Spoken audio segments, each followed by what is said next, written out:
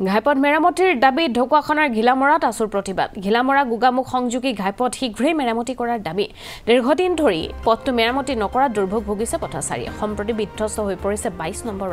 ৰাজ্যিক ঘাইপথটো 2014 চনতে ৰাজ্যিক ঘাইপথলৈ উন্নীত হৈছিল এই পথছোৱা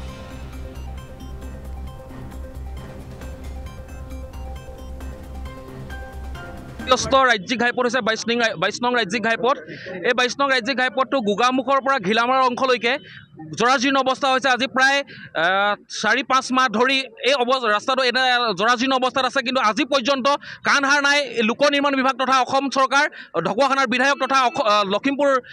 সাংসদ প্ৰধান বৰুৱাৰ তেওঁলোকৰ কোনো কাণ হাৰ নাই এইটো বাটেৰে তেওঁলোকে সদা অহা যোৱা কৰি আছে কিন্তু তেওঁলোকে যে ৰাজপথটো পুনৰ নিৰ্মাণ কৰিব লাগে তাৰ ক্ষেত্ৰত কিন্তু কাণ্ড জ্ঞান তেওঁলোকে আগবঢ়োৱা নাই কাণ হাৰ আগবঢ়োৱা নাই এই ক্ষেত্ৰত আমি ছাত্ৰ সন্থাই তীব্ৰ ক্ষোভ প্ৰকাশ কৰিছোঁ তেওঁলোকক খুব তীব্ৰ ভাষাৰে গৰিহণা দিছোঁ যে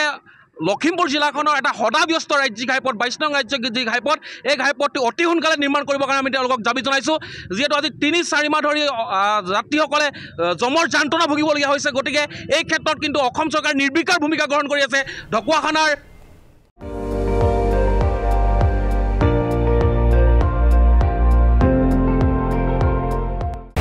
আপুনি চাই আছে ND24 সৰ্বশ্ৰেষ্ঠ নহয় সৰ্বোত্তমৰ দৌৰত